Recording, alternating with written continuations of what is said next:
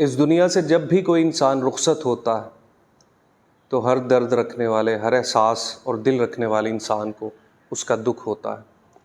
लेकिन जब कोई ऐसा इंसान इस दुनिया से रुखसत हो जिसकी बहुत सी कंट्रीब्यूशंस हो पूरी दुनिया के लिए, इंसानियत के लिए, इंसानों के लिए, उनके जाने पे लोग ज़्यादा गमगीन और रंजीदा होते हैं।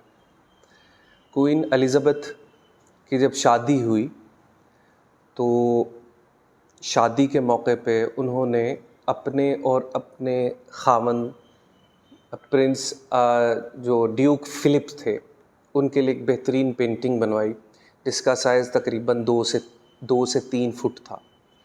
और उन्होंने अपनी शादी से तकरीबन 15 दिन पहले एक आर्टिस्ट को ये ऑर्डर दिया और उस आर्टिस्ट ने ये कह के इनकार कर दिया कि इतना शॉर्ट टाइम है और मैं इतनी जल्दी एक पेंटिंग नहीं बना सकता। तो मलिका एलिज़ाबेथ के ये अल्फाज थे कि अगर आप कहते हैं तो मैं फिर अपनी शादी को आगे कर लेती हूँ, क्योंकि मेरी ये ख्वाहिश है कि जब मेरी शादी हो रही हो, जब मेरी बारात हो, जो भी इवेंट्स होते हैं उनकी शादियों में, तो उस वक्त मैं इस पेंटिंग को रिसीव करूं और जिस तरह मेरा और ड्यूक फ़िलिप का आपस में मिलन होगा, हम सारी ज़िंदगी के लिए एक बंधन में बंध जाएंगे एक दूसरे के साथ, उसी तरह इस पेंटिंग को हमेशा के लिए मैं अपने घर की दीवार पे लगाना चाहती हूँ।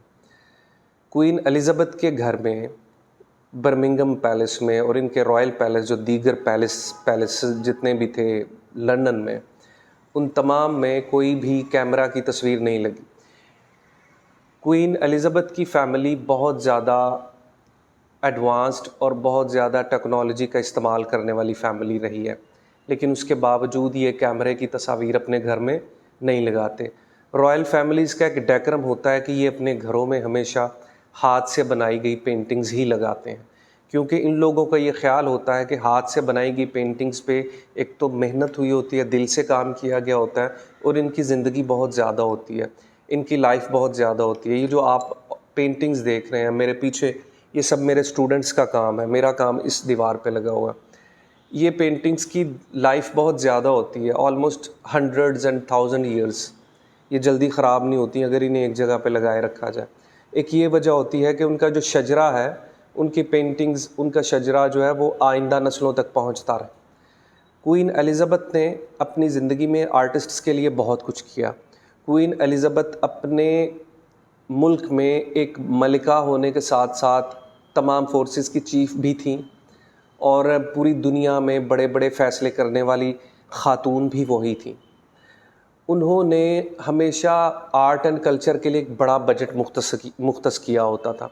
अगर किसी आम सी पेंटिंग्स और आर्ट की एग्ज़िबिशन में क्वीन एलिज़ाबेथ को बुलाया जाता था, वो लाजमी वहाँ पहुँचती थी। क्वीन एलिज़ाबेथ का ये एक ख़ासा था कि वो आर्टिस्ट से मोहब्बत करती थी। क्वीन एलिज़ाबेथ की ख्वाहिश होती थी कि वो अच्छे और बड़े बड़े आर्टिस्ट्स के ज़रिए अपनी ऑयल पेंटिंग्स या अपने स्केचेस बनवाएं लाइव सामने बैठ के। इस तरह के बहुत से इमेजेस हमें मिलते हैं जिसमें क्वीन एलिज़ाबेथ आर्टिस्ट के सामने बैठी हुई और घंटों बैठी रहती थी। एक इतनी बड़ी खातून जिसका एक एक सेकंड, एक एक मिनट कीमती है, जिसने एक एक मिनट, एक एक सेकंड में बहुत सी पॉलिसीज़ को बना के अपने मुल्क में इम्प्लीमेंट भी कर देती हैं और बहुत बड़े बड़े काम कर देती हैं। वो अपनी लाइफ का के बहुत बहुत घंटे आर्ट को दिया करती थी। क्वीन एलिज़ाबेथ के घर में एक कमरा था जिसमें बहुत सी पेंटिंग्स लगी हुई थी। इनके हॉल में पिछले 1000 साल तक के इनके जितने भी आबा व अजदाद थे उनकी पेंटिंग्स लगी हुई थी, हाथ से बनी तस्वीर कोई भी नहीं थी। क्वीन एलिज़ाबेथ आज हम में नहीं रहीं, क्योंकि वो एक मोहब्बत करने वाली ख़ातून थी, आर्ट से मोहब्बत करने वाली ख़ातून थी। तो मुझे बतौर आर्टिस्ट ये फ़र्ज़ लगा कि मैं उनके मुतालिक ये बोलूँ कि वो आज हम में नहीं है, हम बहुत रंजीदा हैं और ये बाब कभी भी, ये जो खला है ये कभी भी पुर नहीं हो सकता। लेकिन उनकी इतनी ज़्यादा पेंटिंग्स बन चुकी हैं कि वो अपनी पेंटिंग्स के ज़रिए कैनवसेस पे हमेशा ज़िंदा रहेंगी। Queen Elizabeth